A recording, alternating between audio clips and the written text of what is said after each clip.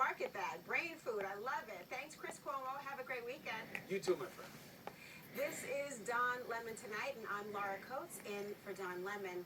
You know, the sad truth is America's gains against COVID are quickly unraveling. Because now, for the first time since January, COVID cases are rising in all 50 states. And President Joe Biden is pointing the finger right at social media, bluntly accusing the platforms of killing people with the spread of misinformation. What's your message to platforms like Facebook? They're killing people. I mean, look, the only pandemic we have is among the unvaccinated. And they're killing people. Now, once we were almost helpless to combat COVID. Today, we're watching the spread of something that actually might be preventable with vaccination. And the truth is, the ills of social media might also be completely preventable with truth and information. But it's been a week of misinformation on every front, from the pandemic to the big lie that's still alive and thriving even today, with bogus claims about non-existent election fraud fueling the nationwide assault on the right to vote. Now tonight, Mike Pence, who was threatened with hanging by the rioters on January 6th, letting a little bit of truth sneak out in the midst of praising his former boss. We've been through a lot in the last year. I mean, a global pandemic, civil unrest, a divisive election, a tragic day at our nation's capital. And as Kevin McCarthy is weighing his picks for the Select Committee to investigate what Mike Pence called a tragic day, the QAnon Congresswoman, one of the biggest deniers of what we all saw with our own eyes on January 6th, well, she wants a seat at the table. Marjorie Taylor Greene tweeting, Republicans on the committee should be the toughest fighters and defend the former president. So now, let me get this straight.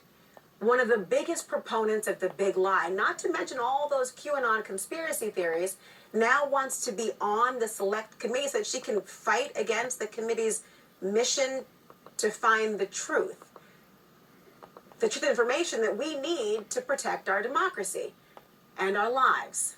I want to bring in CNN political commentator Charlie Dent and former Republican congressman, and CNN senior political analyst Kirsten Powers. Nice to see you both.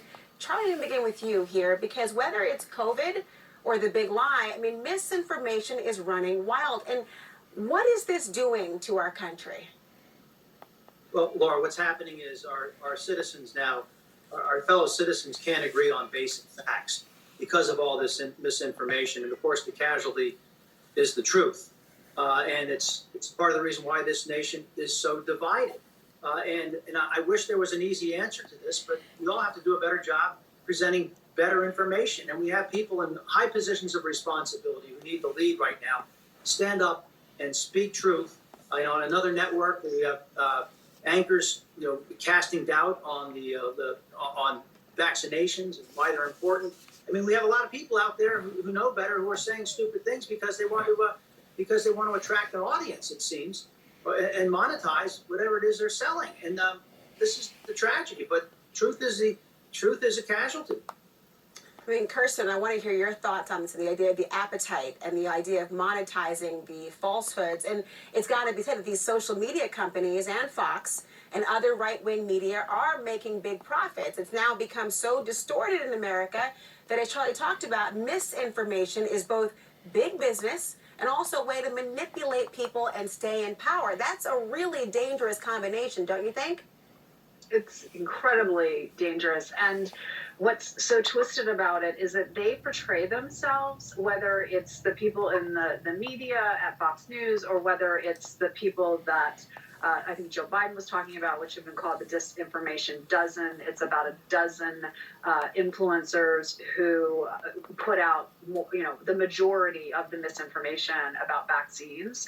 They present themselves as the only people who are telling the truth, right? So that's what makes it so particularly twisted, is that you have people who don't trust other sources coming to these people who are telling them this and who are monetizing the misinformation. They are building an audience off of telling people things that aren't true and that they know aren't true. That's the thing. It's not that they're not smart enough to know this. It's not that they don't have the right information.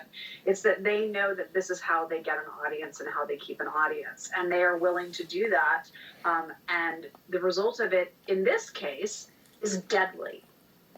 And Kirsten, it's, the idea that it's a willing audience as well that are signing up to follow, to actually hear it and receive the information and follow it is really shocking as well. Charlie, I mean, if you look at the polls of who has received a vaccine dose, nearly 2/3 of those who think Biden won because of voter fraud, they haven't been vaccinated. So what possible incentive do Republicans or right-wing media even have for putting out lies that, frankly, can kill their own supporters? Well, again, this makes no sense. I think the argument has to be that people who live, that physicians, healthcare professionals who live in those states, in those districts where there are low vaccination rates, they need to be the ones who have those conversations with their patients and tell them why it's important to get vaccinated. They need to tell them, if you're not going to do it for yourself, do it for the kids, many of whom are not permitted or eligible to be vaccinated at this point, and they can get sick. Do it for them. Protect them and your unvaccinated friends and your unvaccinated family. Do it for them if you can't do it for yourself. I mean, it's so sad that vaccinations have become so politicized. I mean, who could have ever thought of this? I mean, this isn't like abortion, for heaven's sake. I mean, this is vaccinations, basic public health. And that's what's so troubling about why this country is so divided, that we seem to politicize everything, even things that are good for us. I mean, Kirsten, are we now at the point where if you're an adult and you've not been vaccinated, it's your own personal responsibility if you get seriously ill from COVID? Is that where we are? Of course. I mean, if you have an opportunity and you haven't done it. And the thing is, you can still get COVID if you've been vaccinated. It's pretty unlikely, but it won't be deadly. It won't be as bad. So if by choosing to not get it, you are putting yourself in peril of possibly dying and of possibly getting very, very ill. But I think the thing is, just listening to Charlie, this has been the thing that everyone's been saying. I've been saying, we've been saying over and over, just try to think of other people. And I think it's pretty clear at this point that these people don't care. They're not, like, this isn't an argument that works with them, right? The idea that, and I hear people saying this. It's like, well, I'm not worried about it because I'm not in the age group. It's like, okay, but other people are. What is so hard about this? And what is so hard about thinking about other people? And that's the thing that I think has to be figured out, is how do we get to a place where people have such disregard for other people that they think putting a little piece of cloth over their face is just too much of a sacrifice to save people's lives. It's just incredible. It is indeed. Kirsten, Charlie, thank you. Later in the show, we're going to talk to somebody, by the way, who was formerly an anti-vaxxer.